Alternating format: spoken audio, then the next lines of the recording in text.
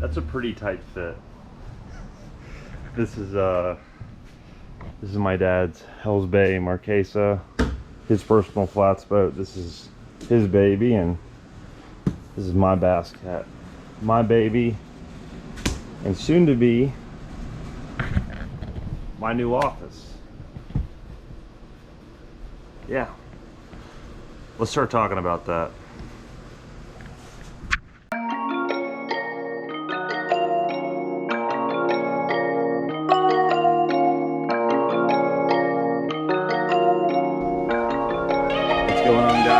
Matt Wieteha with Matt W Fishing, and yeah, as you saw from the intro, I called this puppy my new office, and this has kind of been my part-time office for the last couple of years.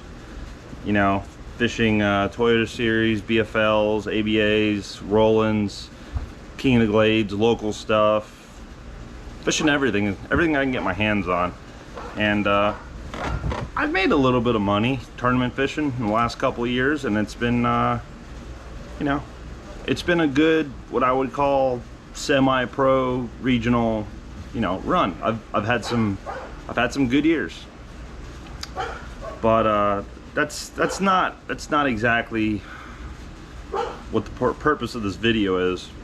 So for those of you that don't know, I have always worked, you know, if you take away the first couple of years I was out of high school, I kind of bounced around. I did a lot of things. I freelanced on yachts that my dad ran. I would help him build live bait wells. Actually, there's one right over here. I'll show you guys. Actually, there's a couple.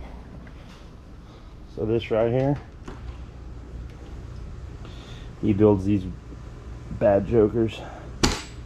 Fiberglass custom above deck live wells.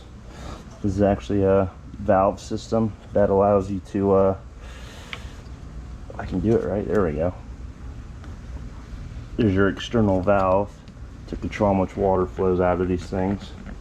He's got round ones, he's got oval ones, you can paint the inside, you can make windows so you can see your bait and all that, but non-skid on top.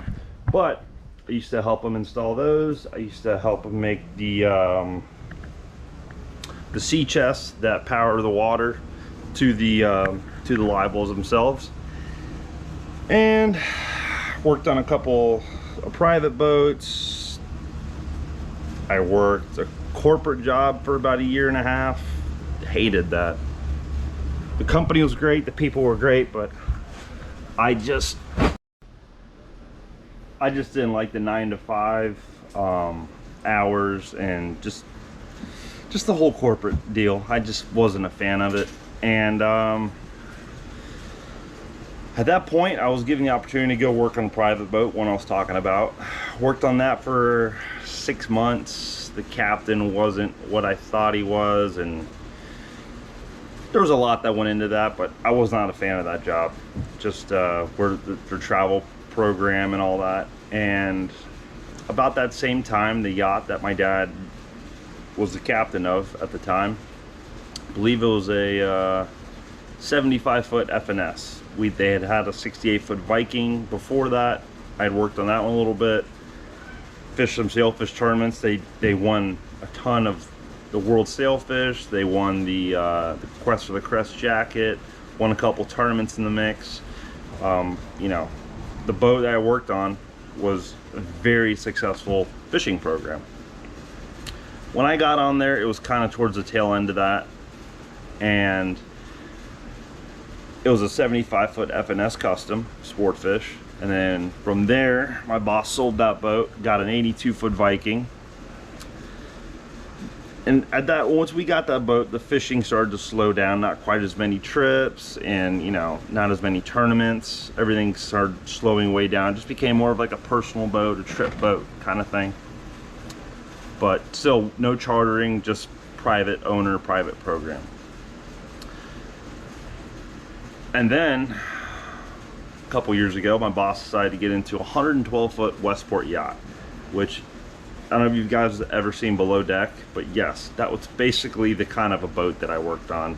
Just a luxury private yacht. And that was fun. You know, it was, the scheduling definitely became different. The whole dynamic of the program became different, but I was fine with it. I kind of rolled with it for a while, and then my boss got a 130 footer. This is about, I'm gonna say 10 months ago before this video is being made. So about September, October of 2023. And we were in the boatyard. That boat was in the boatyard until literally last, I don't know, Thursday. Let me check the date. So about the 25th. So from September till this, basically late July, boat has been in the boatyard. And you know, I was kind of going with it. I was gonna keep going on with the program. And then we got news that the boat would become a charter boat, you know, part-time. That's the part that didn't sit well with me, because I've always been able to, you know, kind of be flexible with my work schedule and fish the tournaments that I need to. And everyone on the boat understood that and was very flexible with me. Everyone worked with me as for my tournaments. Sometimes, you know, days, there were times where I couldn't take a week off to go fish Toyota. I could only take a handful of days off. And you guys would imagine that would, you know, missing practice, sometimes that really hurts you, especially these offshore tournaments where you got idle for days and days, and or if it's a tough fishery and then, you know, you got to really put in a lot of time just to find 1 or 2 spots to carry you through a 3-day tournament.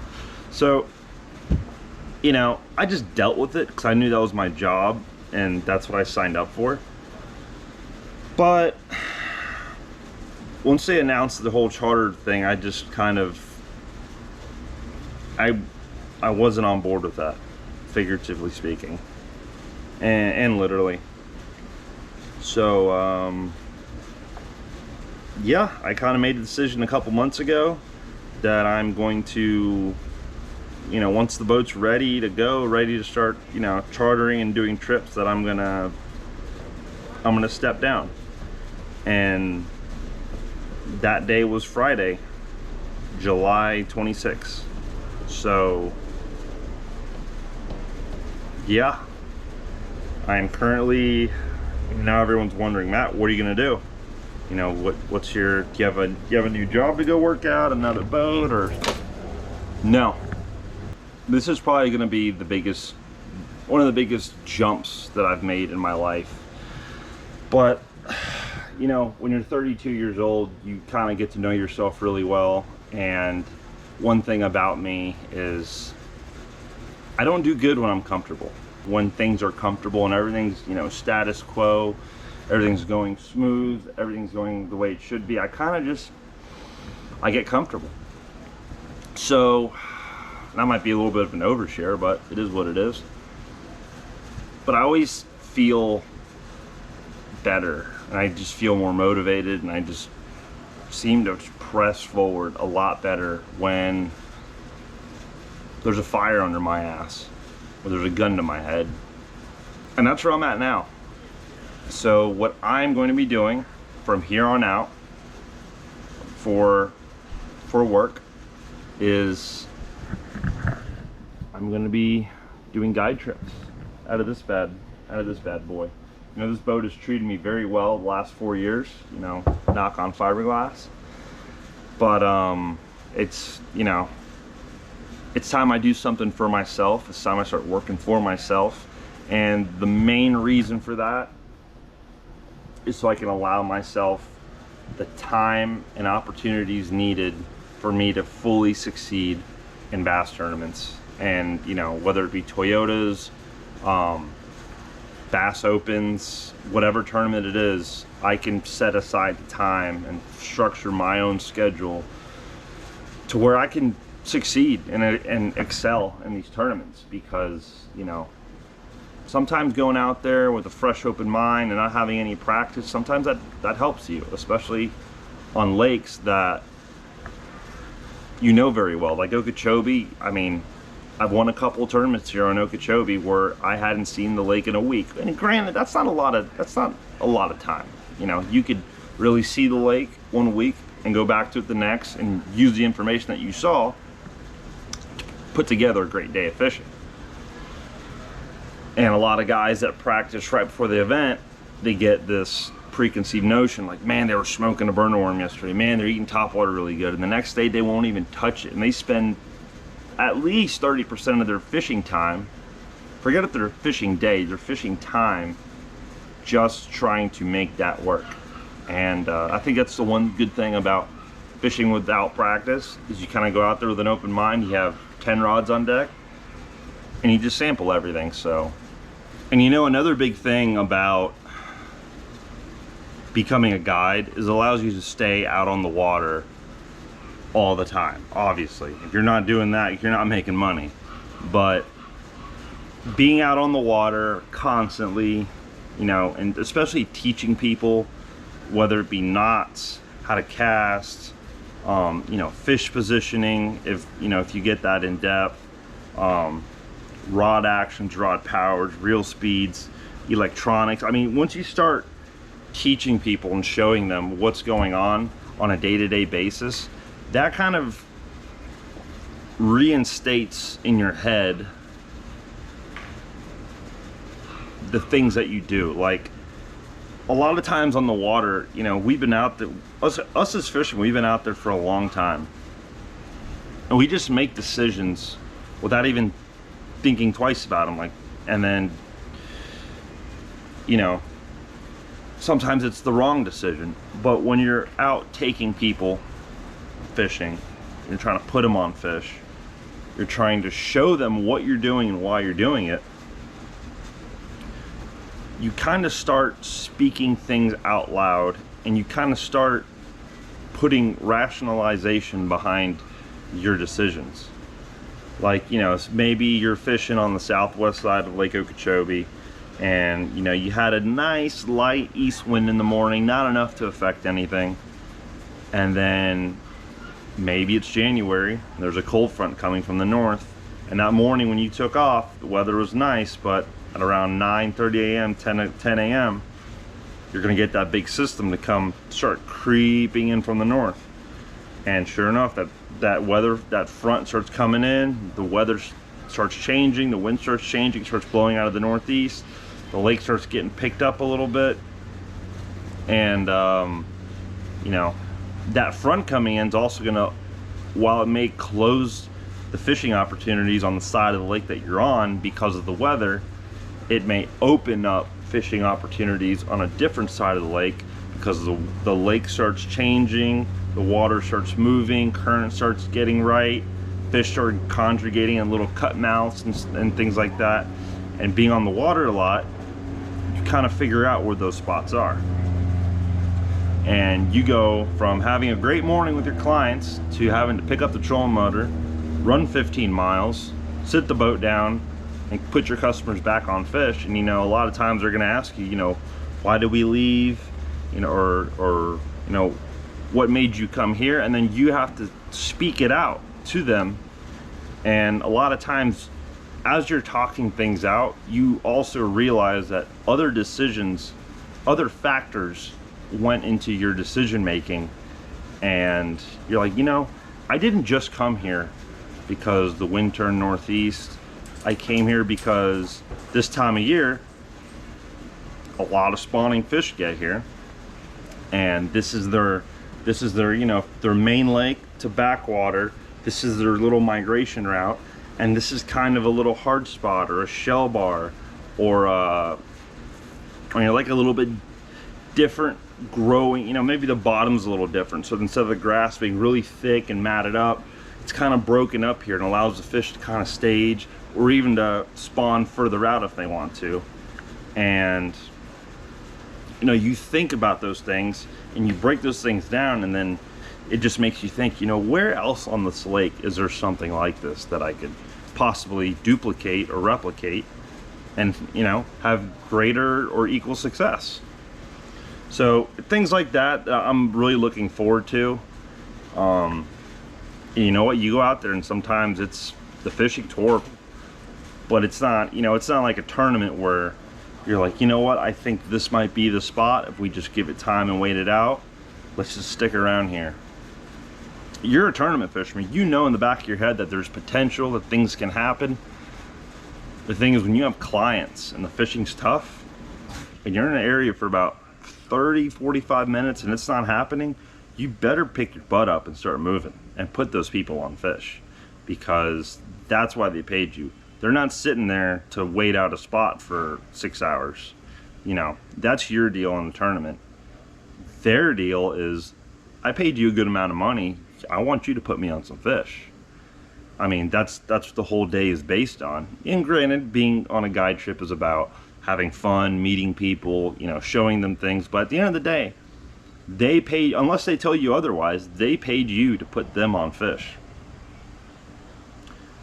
So, you know, that is something I am looking forward to, is like having that little bit of pressure on you throughout the day to perform is, you know, I feel like that's got to make you a great tournament fisherman too. I have done guide trips in the past. I actually ran my first one last weekend. It was really tough fishing.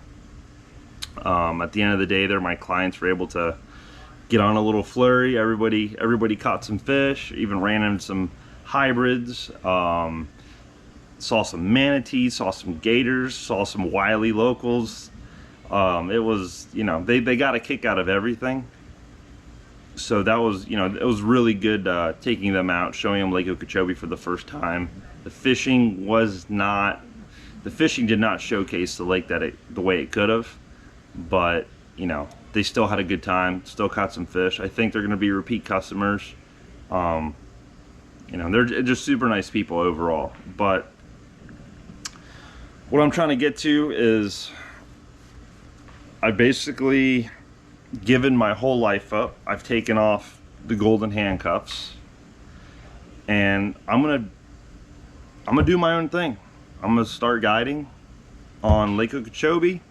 I'm in the process of moving north here fairly soon. I'm gonna be back and forth between there and here, Miami. I'm gonna do that for, you know, a multitude of reasons. One, my parents live down here, so I still want to see them on a, you know, fairly frequent basis. You know, if I get busy, I get busy. It is what it is. But you know, Miami offers a lot of peacock bass fishing opportunities, so I may be capitalizing on that as well. Actually, I will be capitalizing on that as well. But yeah, between Miami and Port St. Lucie, I'm going to be going back and forth, running either peacock trips, and Lake Okeechobee is going to be my home base. That's going to be where most of my guide trips go out of. There's not a lake around here that I know any better than Lake Okeechobee. I will also be doing some electronics classes. I will be you know, showing you guys how to use your 2D, your down imaging, your side scan, your active target, or your live scope, how to use your mapping to the highest, you know, capacity.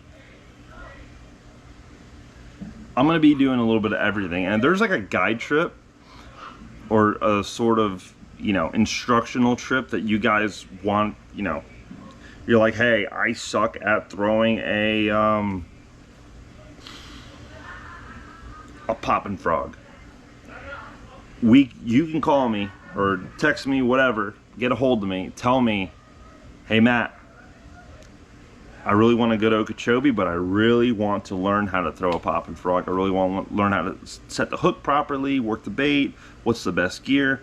We could dedicate an entire, you know, whether it be 4, 6, 8 hour session to just that bait. And of course, it's fishing. Some days won't lend itself to that bait. I'll do the best I can to put us in either an area of the lake or a different body of water that's conducive for whatever you want to do. I'm also have preloaded, when I say preloaded, it's already kind of written out and priced, is I have my electronics seminars on the water classes. I have swim jig 101 and I have flipping and punching 101. And but if you guys want to learn about any kind of technique, listen, if you call me and you ask me, hey, I want to learn how to jig a spoon vertically, I will call you, I will tell you that's probably not, you know, we probably won't be able to do that, at least in Florida or anywhere nearby here. But, you know, call me, ask me anything you want. I'm willing to do, you know, whatever kind of trip you guys want to do when it comes to largemouth bass and peacock bass. So reach out, guys, let me know. I actually have a new website. It is mattwfishing.com. If you go on there, you'll see my story, my my tournament finishes, my sponsors, and my guide pricing and my contact info. So everything you need to know about me is on there. Everything you need to know about booking a trip is on there. So go to my website, mattwfishing.com. While it is very, very hot and we're creeping into August here, I think we can have some really successful days in the water. We can beat the heat, catch some giants. But yeah, that's it for right now. No other outstanding news that needs to be broadcasted, but I hope you guys enjoyed the video. I hope you guys want to go on a trip. Let's run this thing, come on. But as always, great talking to you guys, and if you have any comments or anything, just leave them down below and I will get back to you. But all right, guys.